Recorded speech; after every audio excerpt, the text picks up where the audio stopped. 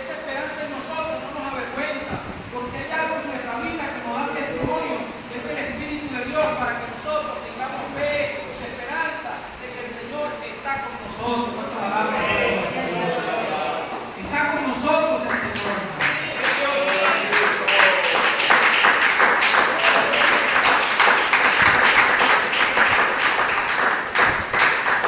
Entonces es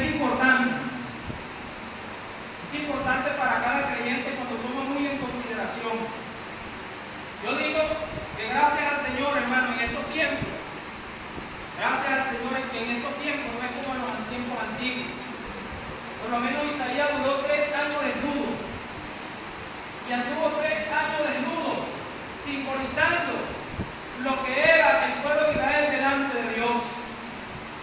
Algunos profetas quedaron mudos, algunos profetas incluso fueron por voluntad de Dios obligados a casarse con una ramera y levantar descendencia de aquella ramera, para que el pueblo se diera cuenta que el pueblo era un pueblo fornicario, que el pueblo era un pueblo adúltero, que el pueblo hacía cosas, hermano, malas delante de Dios. Imagínese usted que en este tiempo también sea igual.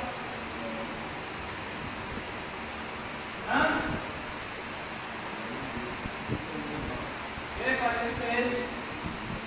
Algunos profetas quedaron mudos. Tremendo, hermano.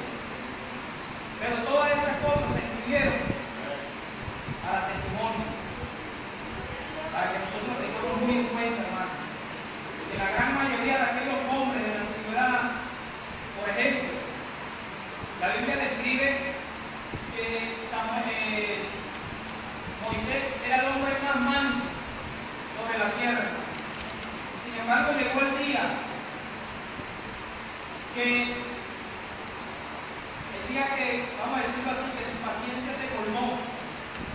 Y el Señor le dijo que le hablara la peña, y él en vez de hablarle, la golpeó.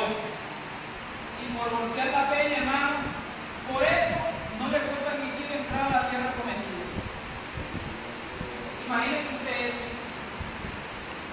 Solamente mirarla de lejos, dándonos a entender a nosotros, hermano, que de repente hay situaciones en nuestras vidas donde debemos aprender a mantener el equilibrio, donde debemos aprender a mantenernos equilibrados, porque de repente una pequeña cosa que nosotros hagamos en nuestra vida se nos puede cortar de repente el ministerio, se nos puede cortar la obra del Señor, e incluso podemos perder hasta la salvación. Como de repente nosotros podemos decir, como alguna gente dice, no, pero yo creo que Dios es injusto, porque imagínense, David fornicó, adulteró, asesinó, mintió, hizo un poco de cosas y Dios lo mantuvo en el reinado, lo perdonó y lo reafirmó. Y Saúl solamente lo único que hizo fue desobedecer a Dios, de no matar a todos, y entonces fue cortado. Dios no le hablaba, se cortó la comunicación con Dios y todo aquello. Pero existe una diferencia muy grande. Dice la Biblia: ¿será Dios acaso injusto que amó a Esaú que aborreció a Esaú y amó a Jacob? ¿Será acaso Dios injusto?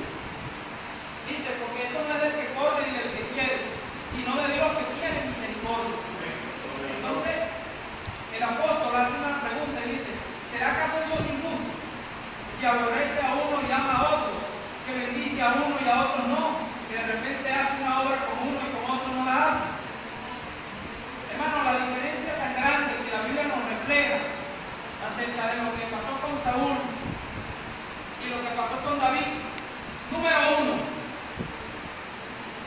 cuando a David, a pesar de su estado de pecado, a pesar de su estado en la cual se encontraba, hermano, porque hasta ministró, y si quiere se lo pruebo con las escrituras.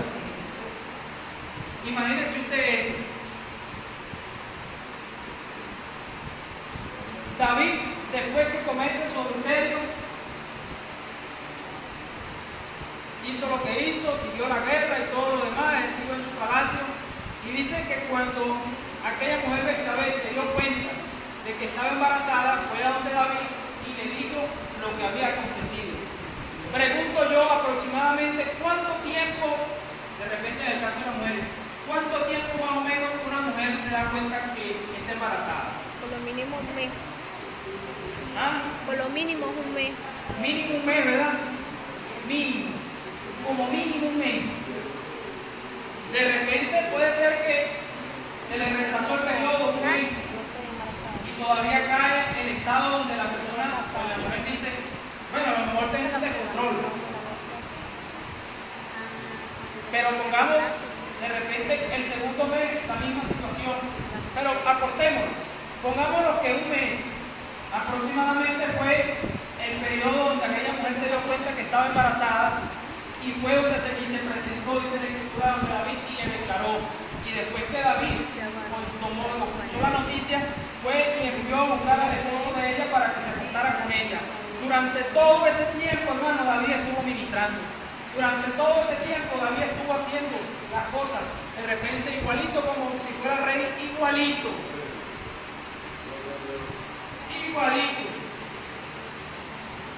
Pero ¿qué pasó? Que cuando David, hermano, vino Natán y le declaró en una parábola lo que había hecho y le dijo, bueno, ese hombre es usted. David, hermano, el Salmo 51 declara claramente el acto de humillación grande delante de Dios, hermano.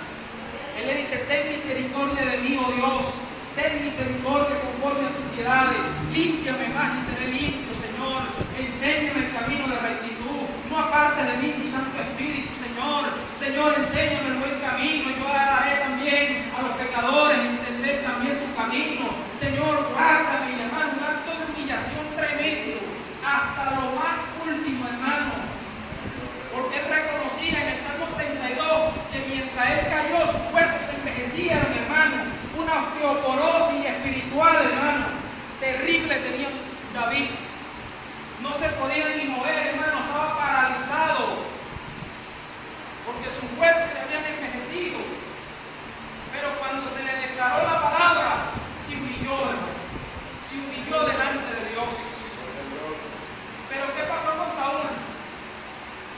Cuando viene David, cuando viene Samuel y le declara su pecado, le digo, ¿qué has hecho, Saúl? Y él le dijo, no, yo lo hice conforme Dios me mandó. Conforme Dios me mandó, yo lo he hecho. Y entonces Samuel le dice, creo que son esos bramidos que yo escucho. Esos de esos alaridos. ¿Qué es eso que yo estoy escuchando? ¿Qué es eso? Es decir, que el testimonio todavía no daba bueno.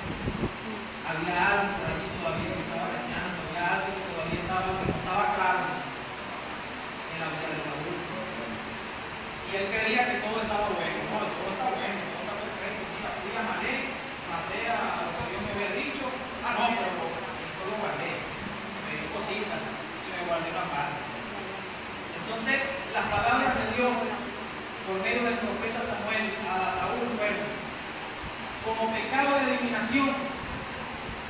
Para Dios es el pecado de desobediencia.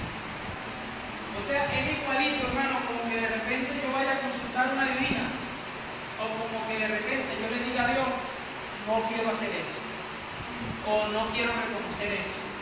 Dios cuenta una cosa igualita a la otra. La diferencia está, hermano, es cuando el hombre reconoce. Y Saúl no reconoció delante de Dios, hermano. Por más que se le dijo, no reconoció, y eso llevó a su corazón a un estado de arrogancia, de altivez, a tal nivel, hermano, que entonces Dios cerró su boca y no le consultó más o no le dio más palabras. A tal magnitud, hermano, que el hombre entró en un estado tan terrible que tuvo que consultar una divina. Hermano, que el Señor nos ayude, porque eso se escribió, fue para testimonio, para que nosotros aprendamos a reconocer, para que nosotros aprendamos a humillarnos delante de Dios, para que nosotros entendamos que aunque cometemos cosas indebidas delante de Dios, tenemos un abogado para con el Padre.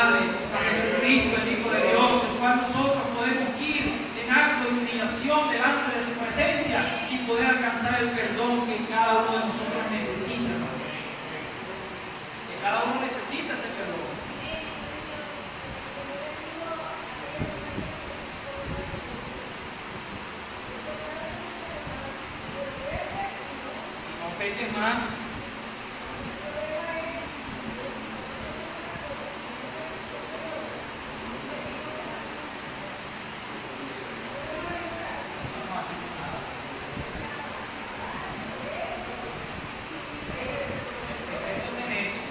Entonces eso se escribió para testimonio de nosotros.